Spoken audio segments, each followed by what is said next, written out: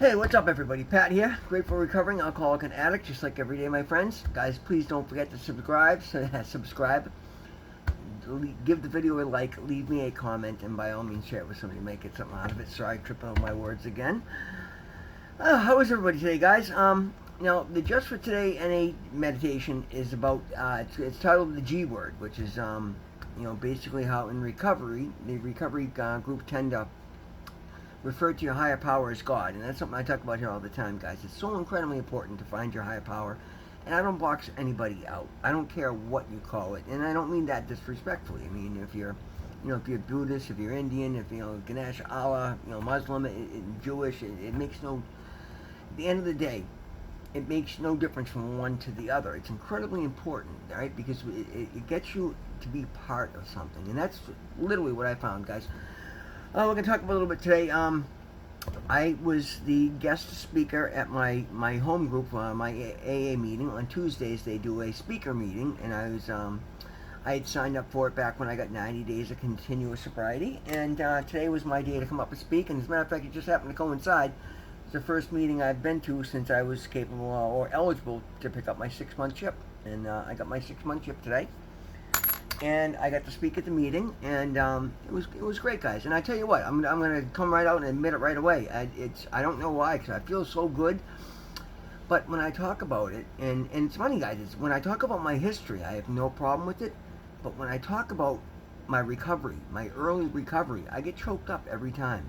It was such an emotional period for me because all of a sudden, I was given everything I lacked for so long, which was hope, faith, belief, knowing that I could actually be part of something, right?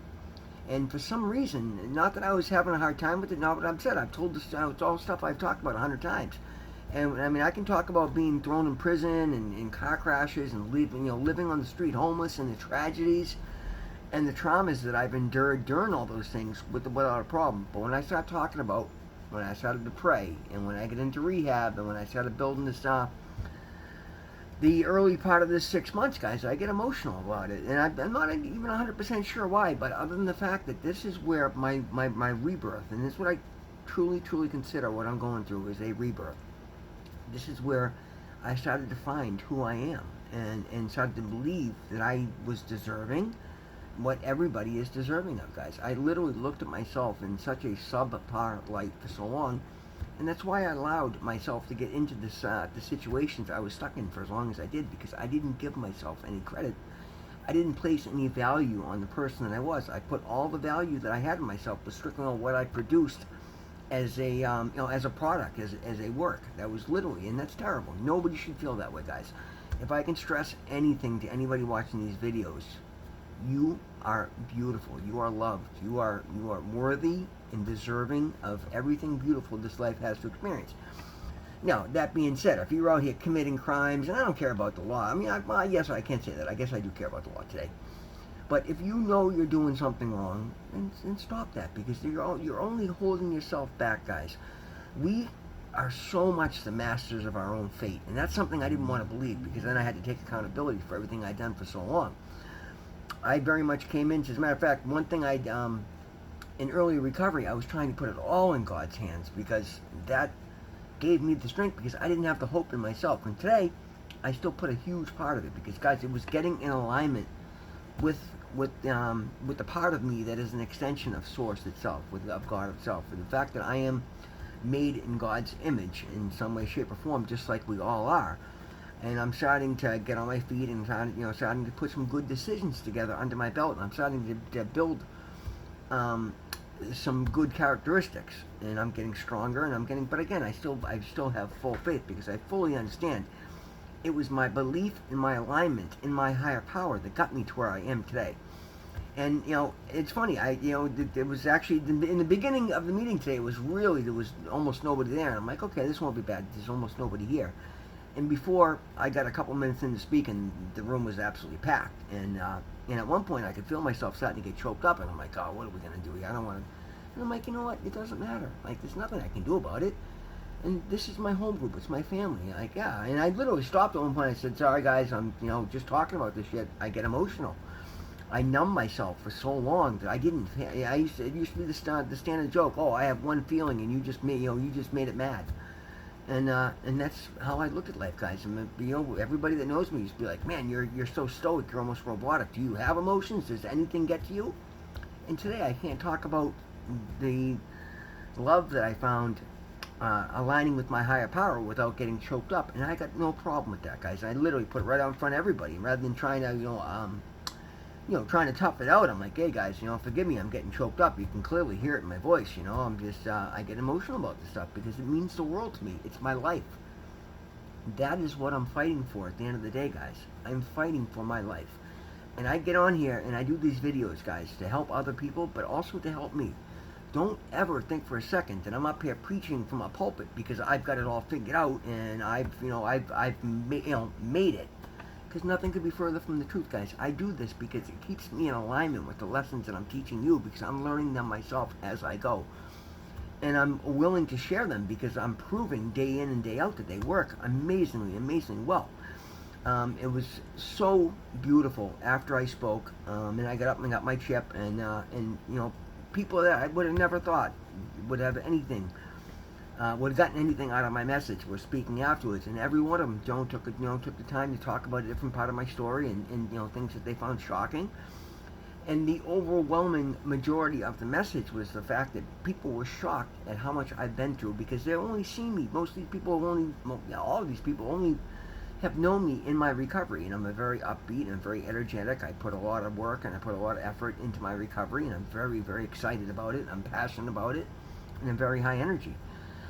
When these people heard the totality of what I've been through in life, they were fairly shocked, and people were in the kindest way were talking about that, and they people, and again, I'm not trying to be braggy, guys, but it was nice to hear that people found me inspiring, and people, and some of the people at the halfway house spoke, and they're like, what, I identified so much with what they heard me saying, and to see how far I've come and how well I've done gives them hope, and lets them know that just because of what they've been through does not preclude them from getting to where they want to get to, because if I can do it, so can they. And that's literally my message, guys. That's what made me decide I was qualified to get on here and teach these things, because I've been through as much and just about the same as anything anybody else has been through. I've seen it. I've been there. I put myself through it, and I've overcome it. And that's the important thing, guys. And that's what I got and speak today. And that's the message I was trying to bring across. I could have sat there and told a war story for hours, but I didn't want to. That's not what I'm about. I wanted to qualify my share and let them know, yeah, I've seen, guys, I've been homeless for years. I've been in prison 15 times. I lost my parents when I was 12 years old. I've had to raise myself. I put all these roadblocks in front of myself by acting out and being wild because I didn't know how to be an adult. And every time I would fight so hard to get out from underneath the crushing, bullshit that I put on my own shoulders, I would immediately, fall back and say, okay, I made it through that. And then I would drop another monumental stupid mistake, and it was always drugs and alcohol related every single time without fail. I didn't get arrested every time I drank or drugged, but every time I got arrested I was drinking or drugging. 100%. 100%. And that's the totality of it, guys. And that's the thing, when people heard what I've done, and it's funny, a couple of people said, well, I may not get to where you are as fast as you did. Don't say that. Don't ever limit yourself. You could surpass me in a minute's notice. Guys, it only takes a moment to change your life for the better. People win the lottery every day, People end up with inheritances that they don't see coming. And not that that's what's got me to where I am. And I'm doing fantastic today, guys, right? And I'm building a legacy. I'm building an empire, brick by brick. And I'm by no means there. I'm not balling by any means. But just like I talked about yesterday, that situation that came up where I owed money to a credit card company and they had a judgment against me, and I was able to just pay it.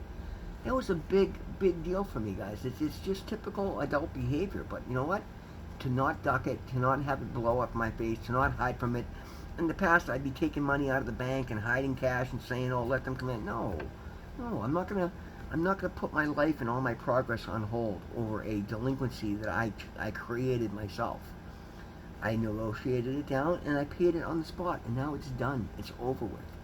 And it will be reported to my credit agency as a positive mark. So it should put me up much, much higher than I've been because the mark on my credit report said it was like somewhere between 17 and 27 point deficit from that one thing. And that's beautiful, guys. I've been working very hard for, well, since before I got into rehab. I started doing Kickoff and Chime and a couple other, and Doubly AI and a couple other credit building things where you're not paying crazy money per month, but you can put money in $10 a month and it goes into a savings account that you get back and it gets reported as a positive payment towards credit, and then you get your money back afterwards, right? There's things you can do to build your credit, and I've been doing these things, and it's made a drastic difference. My credit's gone from like 514 up to like, I think the last check was like 660 or 667, which is getting to be decent.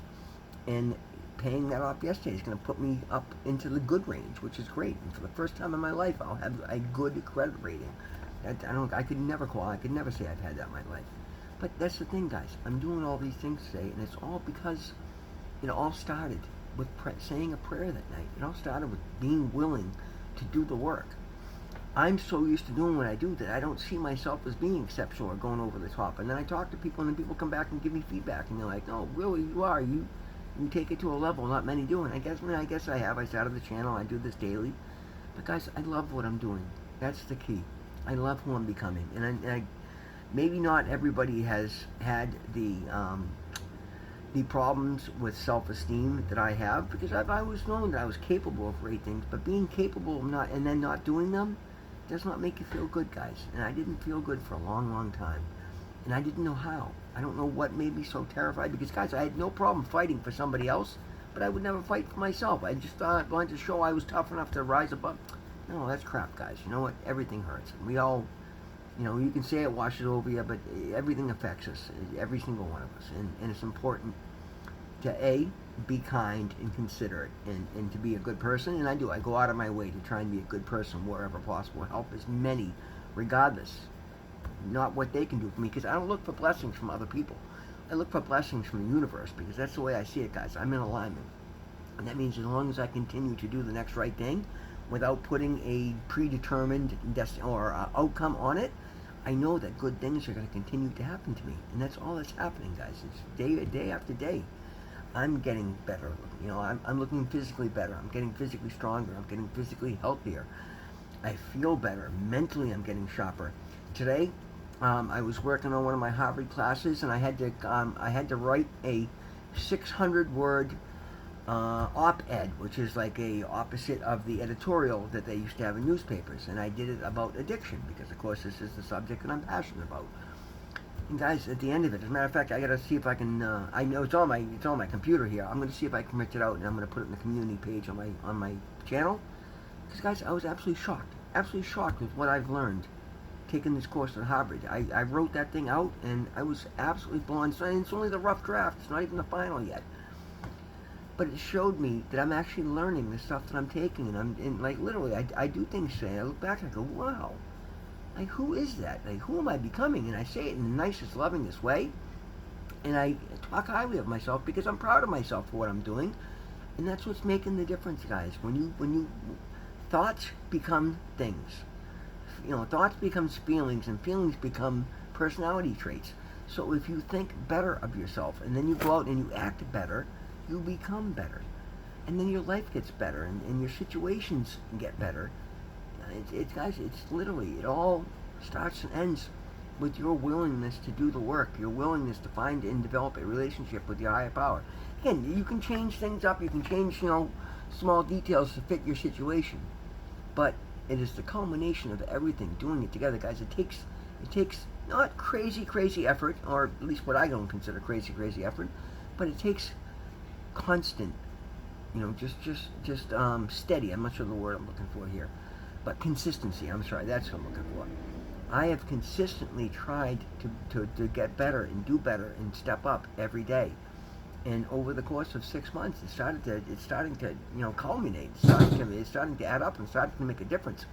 And I noticed that all the biggest changes come from my behaviors, because as I step up and I do the right thing more, as soon as I step out of line and do something that's not, like I can't, if I get out of my truck today and a piece of paper falls out of my door, I'll chase that thing 100 feet down the road, because I can't know that I just littered and left it. Like, I'm trying to make this world a better place, and if I do so much as drop a piece of paper on the ground, That bothers me today, and I can't sit with that.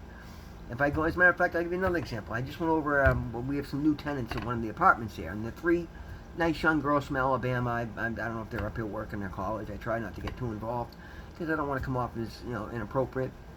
But they've been in calling, and they didn't understand the house didn't have central air, so I rounded up. We have a million old air conditioners kicking around from people moving out, leaving them. So I keep them in a pile in the basement, and when people need them, I go out and donate them. And I went over and I donated air conditioners, and they wanted one for each bedroom, and I put one in each bedroom, and then they wanted one for the living room, so I brought one for the living room. Then they called me today and asked about hanging TVs on the wall and hanging stuff on the front. I said, of course, you guys can do whatever you want. You can put nails and screws in the walls. You can hang your TV wherever you want. There's an outlet right there for the cable, so I'd assume it's going to be there. I said, but if you need a hand, I'm more than happy to do so. And they're like, really? I'm like, yeah, of course, no problem. I said, if you're comfortable, I'm not trying to impose, but do as you please. It's your apartment. As long as you're not smashing holes in walls randomly. I go, but if you have, I know it's just three young girls living there. I said, if you need a hand, I'm happy to do so. And they were thrilled. So I went over and I hung the TV. And I hung the bracket for it perfectly level with my level. And then I hung the TV on it. And I noticed that. And then the bracket was already attached to the TV because they had it hanging at their house back forever. And when they had done so, they probably had the bracket unlevel. And then they leveled the TV to level the TV. So the brackets on the TV itself were out of level. So even though my bracket was level, I hung the TV, and the TV was just off just a tiny bit. And as I stood back and I looked at it, I put the level on. I said, geez, that doesn't make any sense. I just leveled it. And he goes, oh, no, it's perfectly fine. Thank you so much. And I'm like, no, it's only going to take me a second. And she knew immediately what it was. It was the TV, not the work that I did. So she felt bad that I had to take the TV back down and adjust the brackets. And I'm like, listen, it's perfectly okay. Like, I'm doing this for me at this point. I can't walk away knowing that I just hung the TV crooked, and it's only going to take me a second to fix it. I did that for me because I know it's the right thing to do, and she appreciated it. I think she was a little embarrassed that the TV. I said, no, not a big deal. I said, but it's about just trying to take to take the extra effort. That's a very tiny thing, guys, but these are what I'm talking about. When you do every single one of these in every situation, these are the things that add up and they change your behaviors. They rewire your brain. Instead of constantly looking, expecting the worst to happen, why not just expect the best to happen? Because more often than not, what you expect, you get. And when you expect the best and you start receiving the best, you get happier, and then you step up more, and your life gets better, and things get better. And that's the message I'm really trying to get across for the most part. Guys, it's been an absolutely beautiful day. I'm incredibly proud to have my 6-month chip. By far, this is the longest I've had sober outside of an institution. And keep in mind, I reset my sobriety date to the day after I got out of rehab because I did have a slip the night I got home. And nobody would know that but me. And I could be running on saying I had 7 months, but I'd know in the back of my head that I'm lying. And that's the difference today, guys. Because it's the only two relationships in my life that I have to worry about are my relationship with myself and my relationship with God. And as long as I keep those two honest, clean, and to the best of my ability, every other relationship in my life is flourishing in the most beautiful ways. And that's the most important thing at the end of the day, guys. If you can sit and love yourself, then you're going to engage with your life and you're going to work hard to make it better. That's the most important lesson I can ever get across to you guys. Guys, God loves you. I love you. Thank you so much for being here. We'll see you in the next one.